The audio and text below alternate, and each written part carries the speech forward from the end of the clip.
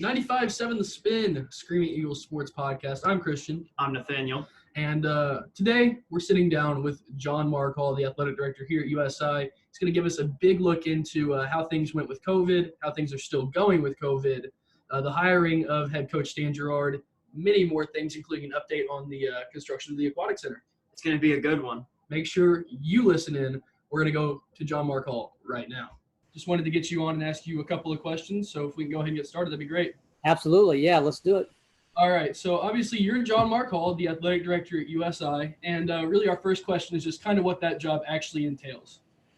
Well, it's a good question. My kids ask me sometimes what I do every day, and sometimes I have trouble answering that. But no, I think it's I think one of the reasons I like it, it's got a lot of aspects to it. Obviously, I oversee the 17 programs that we have here on campus, and and that overseeing that entails working with the budgeting side of things, the fundraising side of things, the event management side of things, obviously basically the internal and external operations. Now, again, I don't do all that myself every day. Obviously, we have a staff that works with us to get all those things done. We have a really good staff, a really experienced staff that does great things. But at the end of the day, I have to kind of oversee all of those operations, even though I may be directly overseeing one of those.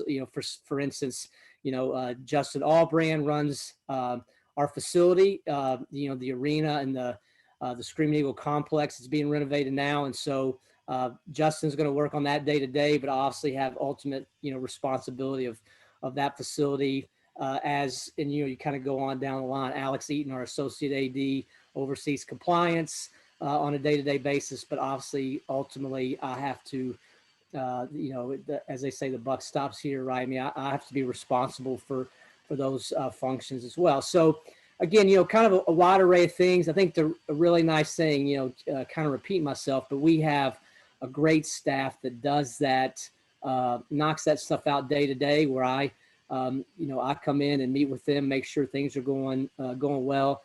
They're much busier, to be candid with you, than I am most of the time, but because they're doing the grind of it. But yeah, I mean, I think it's I think that's the great part of the job. Obviously, is working with. I like working with students of this age, and then I think the other part is that really no day's the same. You may have some tough issues you have to deal with student athlete discipline, or obviously with the COVID situation we're going through. I feel like that's been dominating our time lately, just talking about procedures. And then, but also you get a lot of really fun stuff to do, being at the events and watching our teams and student athletes grow and mature along the way. And COVID has really affected everyone this year. How has it affected your job and everyone else in the sport department?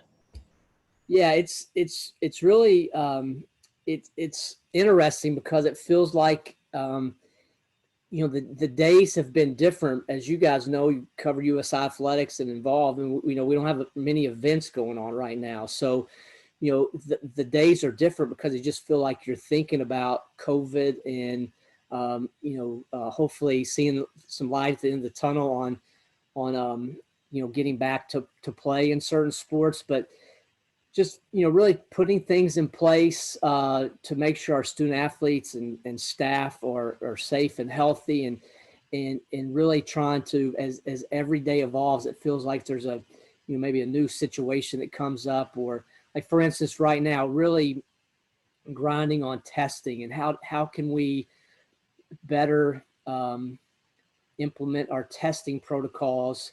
Again, to be quite candid, to try to find some alternatives, that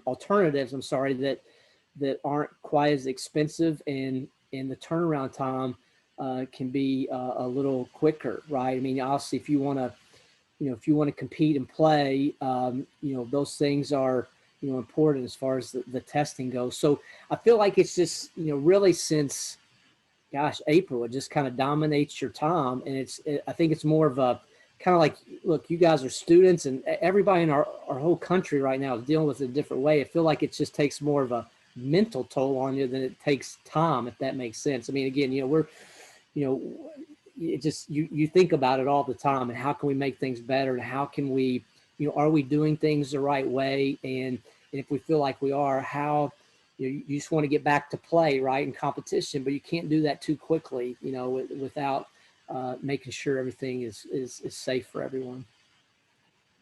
And kind of sticking with COVID, not going to ask too many questions about it because I think we're all kind of tired about talking about COVID. Yeah. But one thing that's kind of been at the forefront for everybody is changes in budget. Are there any expected changes as far as the USI athletic budget goes due to COVID?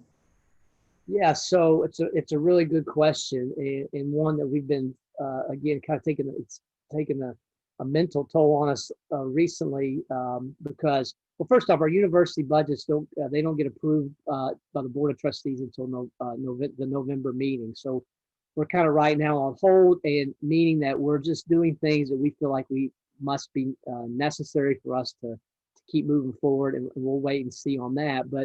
But the challenging part for us is you've got two different things going, and they're going in different directions. One is to implement these testing protocols and do things for us to be safe, us to have a safe and healthy environment. Obviously, that costs money, and then obviously, as we don't have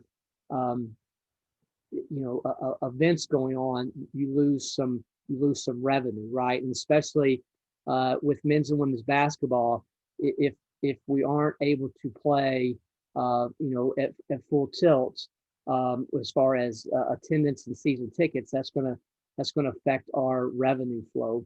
And so we unfortunately are kind of going in different directions, and so we've got to figure out how we kind of close that gap, if that makes sense. And that's something we're talking about. I'll be talking about later today with a group of folks, and we'll be talking about a lot over the next couple of months.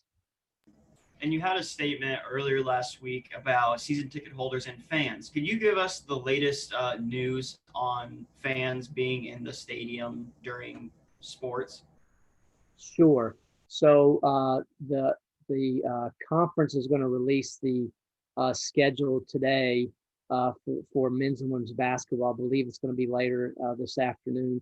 And within that release, there's going to be some stipulations about fans. And I think right now what we're trying to tell our season ticket holders is that if we're not able to play with fans in the stands, at least at whether it's at limited capacity or no capacity, we're going to make sure we honor their situation as far as longevity of ticket. We have a ticketing point system.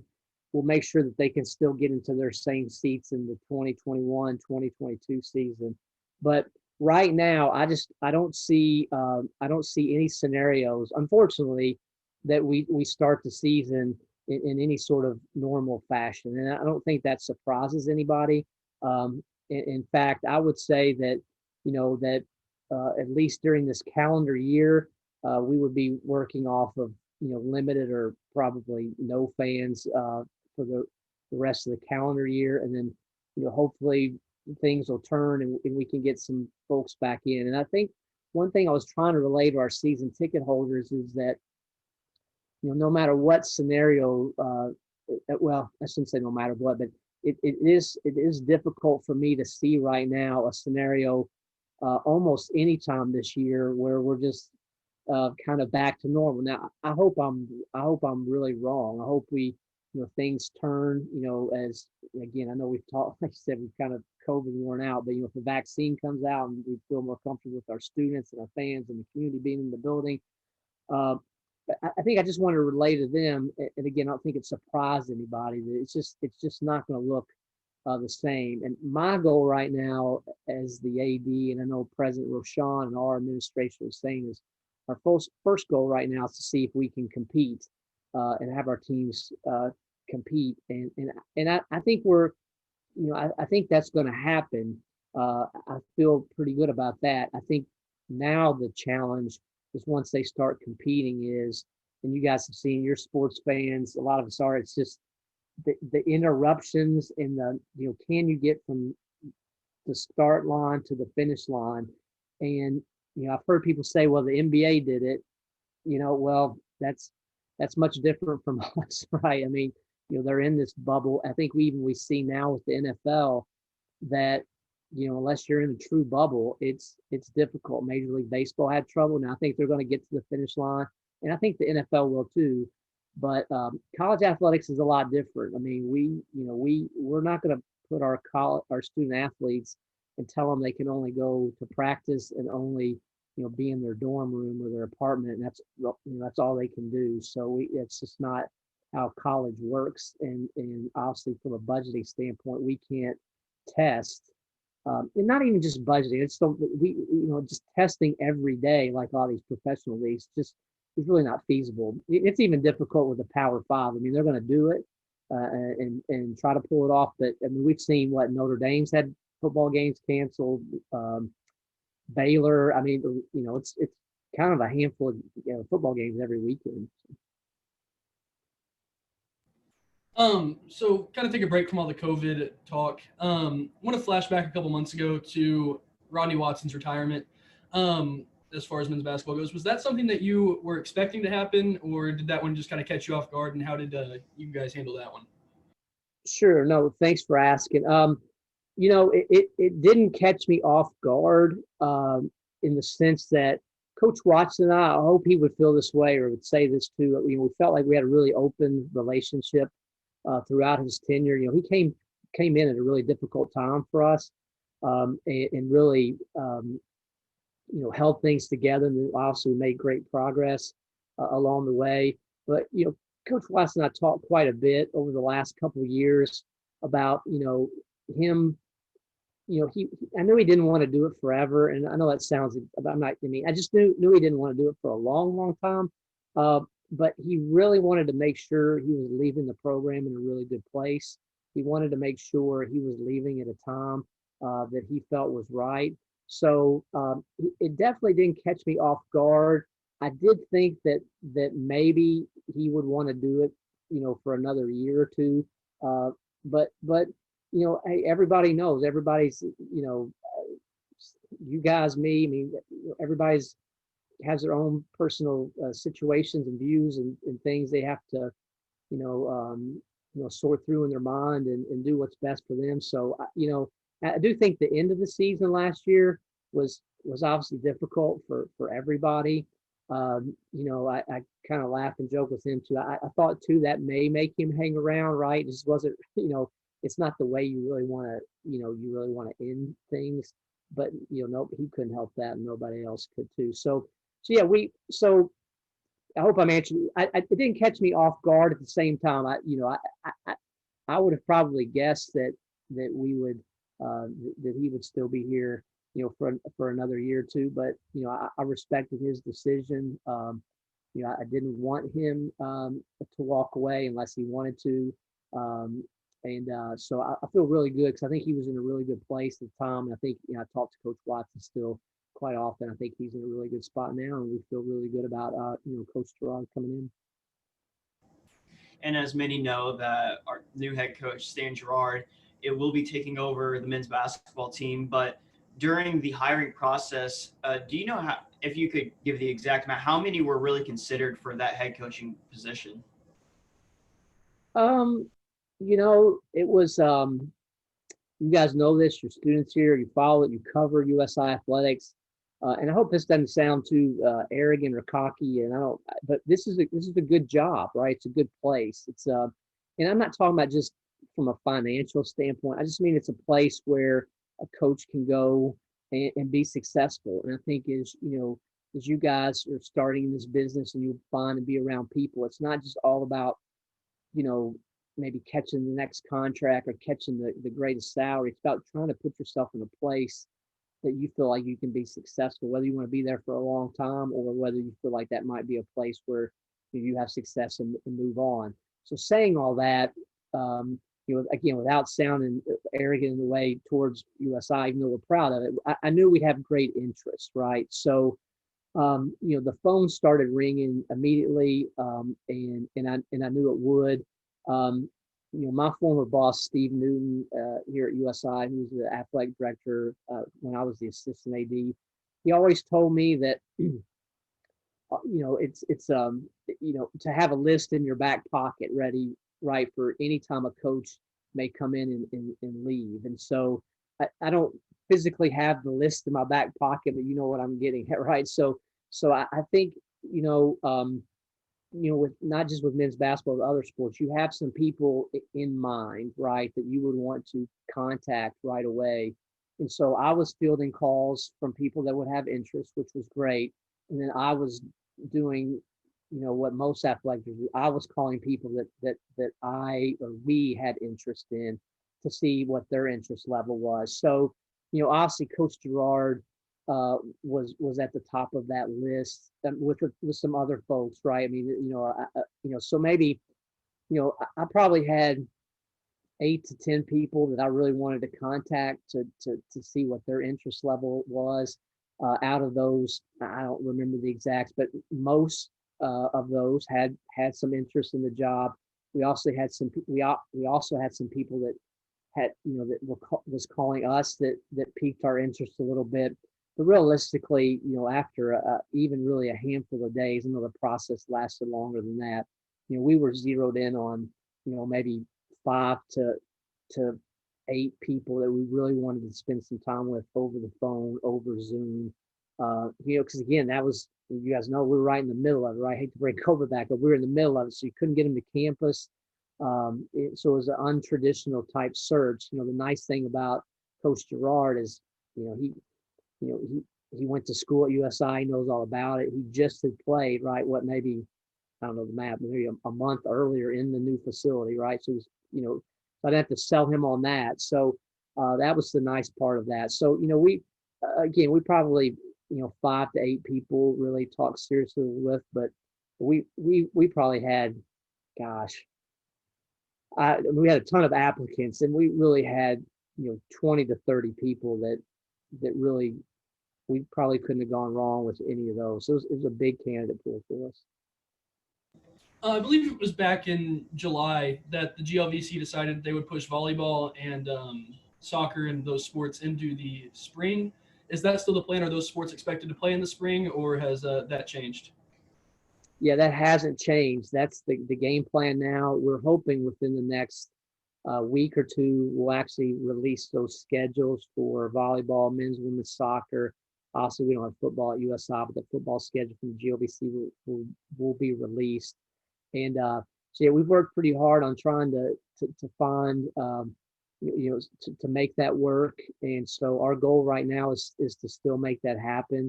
And again, you guys know, you cover. It's going to be if we pull it all off, it's going to be a crazy spring, right? It's going to be fun. We'll have everybody going, and we'll be running around with our heads cut off, as they say, but we'll get it done. I think it was important for us to make sure that we did everything that we could to have those seasons, no matter how they look. There will not be NCAA championships in those sports, which, it stinks for everybody, but the NCAA is going to grant folks a year eligibility back if they want. So realistically, what we're doing is playing a GLVC schedule, playing for a GLVC championship, and I hope we can pull it off. Again, I think with back to COVID and the testing, it's still going to be difficult. But if we can get this thing turned around, again, we'll have a lot of fun in the spring with a lot of events happening. But I think if I'm not mistaken, I think the soccer schedule would start sometime in February. The volleyball schedule maybe a touch earlier. So when the student athletes get back from winter break, it'll be go time for them, and we'll have a lot of action for you guys and everybody to cover, hopefully. And you mentioned before that fans could be limited, if not any, but how about staff? We have a lot of staff that walk around the arena, games outside at Strasweg, baseball field. What about for staff? Will they be allowed to do their job on site, or would they have to do it from a distance from the event? No, it's a great question. I think, that situation's a little fluid, but I think the answer that I would tell you now is, essential personnel, we'll really have to sit down and feel, again, in my mind right now, I think most of the people we have working at events are essential, but we'll go through that list pretty we'll go over, in a real tight manner to make sure that we're not putting anybody, we don't want to put anybody at risk too that doesn't obviously have to be in the event. But we're still going to have to staff the event. Now that the staffing may look different. So for instance, if we're not ticketing, and again, you guys have been events, if we're not ticketing, then we also won't have the ticket window open. We wouldn't have ticket takers in place and folks doing that. So obviously those people would be out.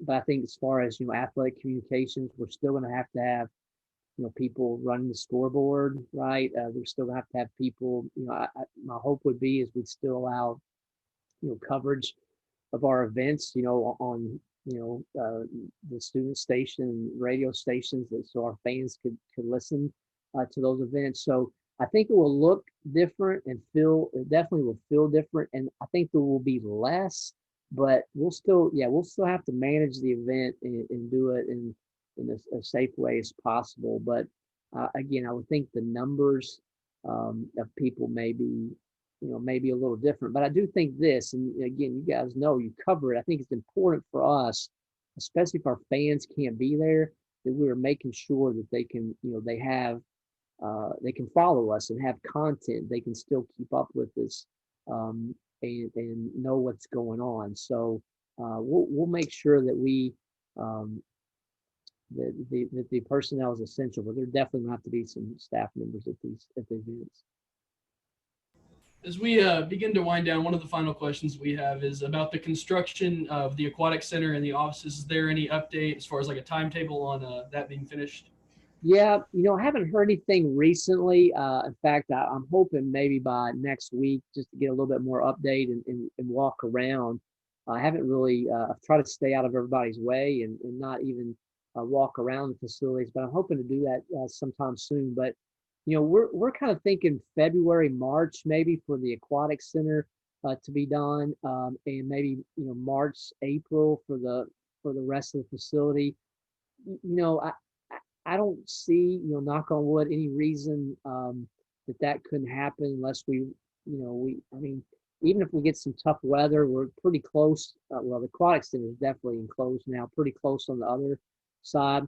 I think the things that could hold us up a little bit, I know, again, with COVID, we've had a little bit of issues with some production of and delivery of just materials, right? So, that seems to be getting better now. I think that held us up a little bit over the summer. So I've learned, pretty quickly, even with the arena project, as soon as you have a date in mind, you just never know if it's going to happen. Obviously, we were wanting to play, that season, the year we made the run to the Final Four, we were hoping to play in the arena that season, and we didn't. But I feel pretty good that, this spring that those facilities will be, functional and available, and then it'll take us some time to with the Aquatic Center, that's one that may take us a little bit of time just to get up and running. Like it may be ready, but just to manage it, and that's managing a pool is a different, a little different animal than even the arena and some of the other facilities we manage. I believe that's all we have. You have anything else, Nate? No, I've asked all the questions I really wanted to know. All right. We really appreciate the time and absolutely enjoyed having you on. Hey, no problem, guys. We appreciate all you do to cover us. If you need me, just text me or email me or call me. We'll hook up again. All right. All right. Awesome. Thank you. All right. Thanks. Bye-bye. Bye. That was our sit down with USI Athletic Director John Markall. I want to really thank him once again for taking the time to sit down with us. And really, we got a lot of good information out of that, didn't we, Nate? Absolutely. And an update again, the GLVC schedule could come out as soon as today, Thursday, October 8th. So as soon as we get information about that, look at 957 The Spin Sports on Twitter and Facebook, where we will update all information from the GLVC. Yep, make sure to follow us on Twitter, 957 The Spin Sports, at The Spin Sports on Twitter, and on Facebook, just type in 957 The Spin Sports up in your search bar. Make sure to follow 957 The Spin on Instagram and Twitter, as well as like them on Facebook. And really just think that winds everything up. A lot was discussed. Thank you for tuning in. I'm Christian. I'm Nathaniel. And we want to really thank you once again. This has been the Screaming Eagle Sports Podcast.